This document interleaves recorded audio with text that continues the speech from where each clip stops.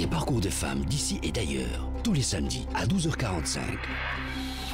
Elle, votre rendez-vous sur Radio 2M avec Nadia Anwar, en partenariat avec le comité Parité et Diversité de 2M.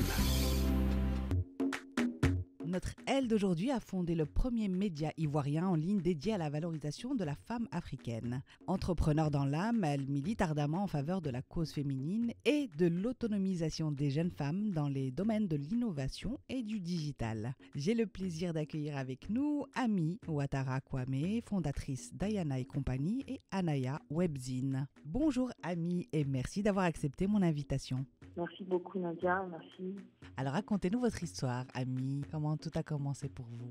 Alors, écoutez, j'ai fait mes études en marketing communication au Maroc. J'ai été à Fès et à Casablanca. Et après mes études, je suis rentrée à Abidjan. J'ai travaillé dans la production audiovisuelle. J'ai été assistante de production au départ. Et c'est dans cet univers-là que j'ai vraiment été encore plus passionnée par la communication. Et donc, on va dire de fil en aiguille, j'ai travaillé dans une régie publicitaire.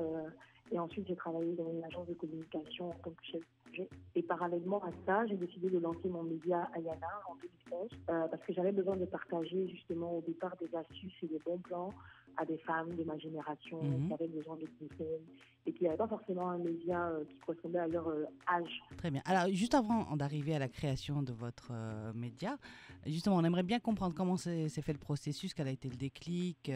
Donc, vous avez des années d'expérience dans la communication, le marketing, les médias, vous m'avez dit le digital. Vous aviez déjà ce côté entrepreneurial en vous? J'ai toujours eu ce côté entrepreneurial. Hein. C'est un peu cliché de le dire, mais oui, je pense que j'ai toujours rêvé d'être directrice de ma société. Je ne pensais pas que c'était aussi difficile, mais en tout cas, je voulais avoir ma propre boîte depuis que je travaille. Et aussi, le marketing et la communication, c'est quelque chose qui me passionne depuis aussi très longtemps. J'ai participé à un programme quand j'étais au lycée, Junior Achievement, qui insufflait justement l'entrepreneuriat chez les élèves. C'est un programme qui m'a permis de pouvoir me passionner encore plus pour l'entrepreneuriat. L'idée de faire mon média m'est venue déjà au Maroc à la base, parce que j'aimais beaucoup lire là-bas les magazines, lifestyle, un petit lifestyle qui était diffusé. Et je me suis dit, c'est très bien, on arrive à avoir les bons plans, on arrive à trouver les marques qu'on veut, etc. Mais par rapport à mon pays, qui n'avaient pas à l'époque encore Mango, Zara, toutes les enseignes qui sont maintenant en Côte d'Ivoire.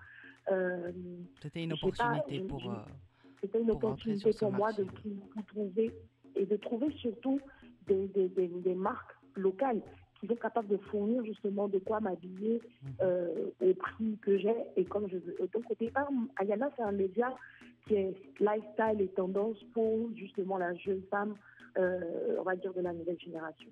Donc en 2011, en fait, je lance le média, mais en même temps, je travaille pour une entreprise qui s'appelle Vaudou, un groupe de communication, je pense que vous connaissez, qui est aujourd'hui la chaîne de télé Live TV. Et je travaille en fait comme chef de projet et Ayana est un projet que je développe à côté qui n'est pas encore une activité business en tant que telle, mais en tout cas, je le fais comme ça vraiment par passion.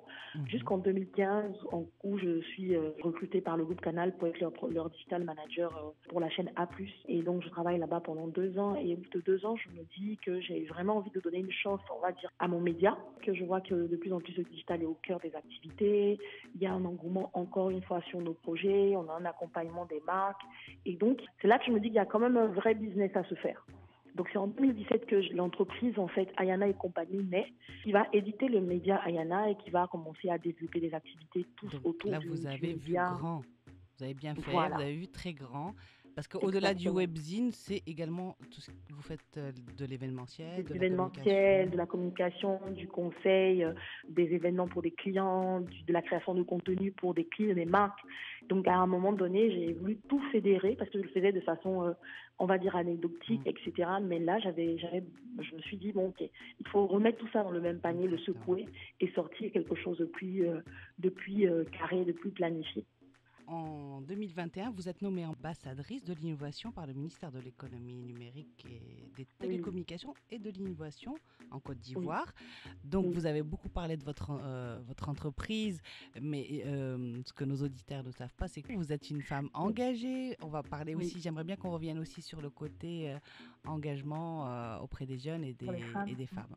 C'est une nomination qui qui vient récompenser, on va dire, le travail qu'on a fait depuis 10 ans en tant que premier média féminin dans la sous-région francophone en Afrique de l'Ouest. Et aussi, c'est le travail du CI20, qui est un collège de start-up ivoirienne, qui travaille justement au développement de l'écosystème start-up en Côte d'Ivoire et en Afrique francophone, qui a voulu justement, en fait, développer un ensemble de programmes d'activité autour des start-up en Côte d'Ivoire et en Afrique francophone, et qui ont signé un partenariat justement avec le ministère sur le projet Startup for Gouv. Et ce projet a pour objectif justement d'accompagner les start-up et aussi l'État dans le choix en fait pour qu'ils puissent travailler plus avec des start-up locales, qu'ils puissent voir en fait les jeunes porteurs de projets, etc. Et nous, on était 10 ambassadeurs, j'espère que je ne me trompe pas. En tout cas, nous les ambassadeurs, notre rôle était vraiment de porter ce message-là, d'être le lien, en fait, on va dire,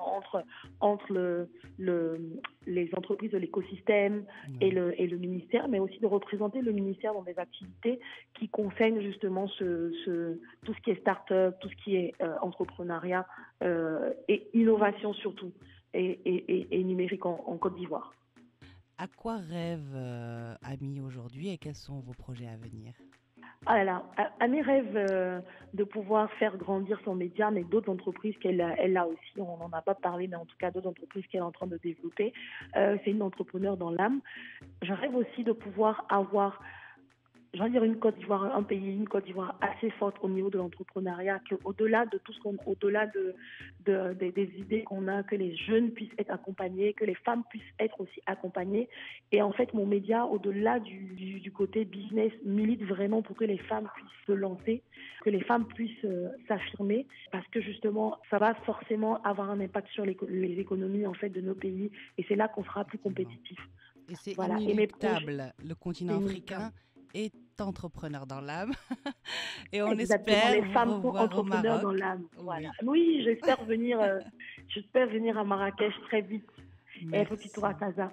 Merci beaucoup. Merci en tout cas, c'était court, mais merci pour votre partage avec nos auditeurs. Merci Nadia, et merci beaucoup. J'embrasse tout le monde au Maroc. Merci à vous de nous avoir suivis. Je vous donne rendez-vous samedi prochain pour une nouvelle histoire d'elle.